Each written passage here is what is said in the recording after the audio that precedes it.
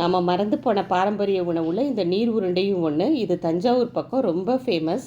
இந்த பக்கத்தில் உள்ளவங்களாம் எப்படி செய்வாங்க அப்படிங்கிறது தான் இன்றைக்கி நம்ம வீடியோவில் பார்க்க போகிறோம். நிறைய பேர் நிறைய மெத்தட் ஃபாலோ பண்ணாலும் இந்த பாரம்பரிய முறைப்படி எப்படி செய்கிறதுங்கிறத இன்றைக்கி நம்ம தெரிஞ்சுக்கலாம்.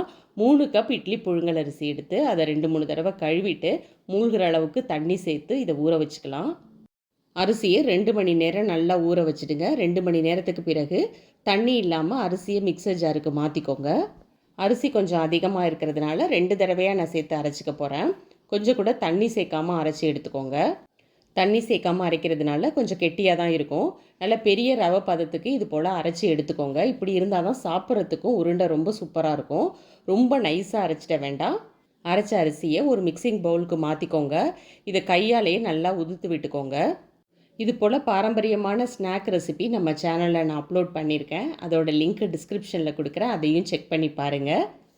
இப்போது 2வது தடவையாக மீதி இருக்கிற அரிசியையும் மிக்சர் ஜாரில் சேர்த்து தண்ணி இல்லாமல் இது போல் ரவை பதத்துக்கு அரைச்சி திரும்பவும் மிக்சிங் பவுலில் மாற்றிக்கோங்க. கையாலேயே நல்லா உதுத்து விட்டு ஒரு முழு தேங்காவை துருவி இதில் நான் சேர்த்துக்கிறேன். நீர் உருண்டைக்கு அதிக டேஸ்ட்டு கொடுக்குறதே தேங்காய் தான். தேங்காய் நீங்கள் அதிகமாக சேர்க்கும்போது ரொம்ப சூப்பராக இருக்கும்.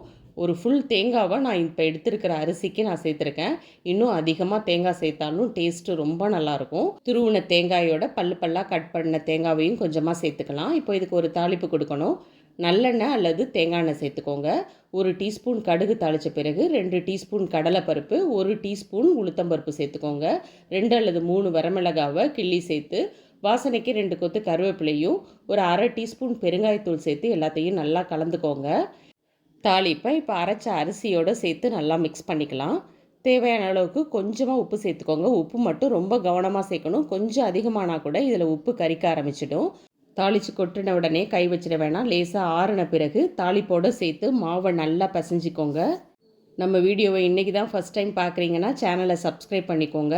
உங்கள் ஃபேமிலி அண்ட் ஃப்ரெண்ட்ஸுக்கும் இந்த வீடியோவை மறக்காமல் ஷேர் பண்ணுங்கள். அரிசியெல்லாம் கையால் நல்லா உதுத்து விட்டு இது போல் நல்லா பிசைஞ்சிக்கோங்க. உங்களுக்கு தேவைப்படுற சைஸுக்கு உருண்டையாக பிடிச்சி எடுத்து வச்சுக்கலாம். நான் கொஞ்சம் பெரிய உருண்டையாகவே பிடிச்சி எடுத்து வச்சுக்கிறேன். ஸ்டீமர் அல்லது இட்லி தட்டில் வச்சு நீங்கள் வேக வச்சு எடுத்துக்கலாம்.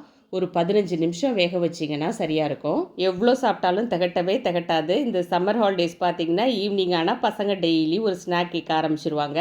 அவங்களுக்கு ஜங்க் ஃபுட் மாதிரி அன்ஹெல்தி ஃபுட்டை தேடி போகாமல் இது போல் ஹெல்த்தியான நீர் உருண்டை மாதிரியான பாரம்பரிய உணவை செஞ்சு கொடுங்க. சொல்லியும் கொடுங்க, பசங்க தெரிஞ்சுக்கட்டும்.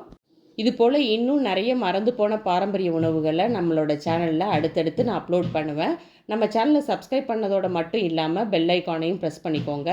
சேனலோட டெய்லி அப்டேட்ஸ் உங்களுக்கு நோட்டிஃபை ஆகும். ரொம்ப சாஃப்டான தஞ்சாவூர் நீர் உருண்டை தயாராகிடுச்சு.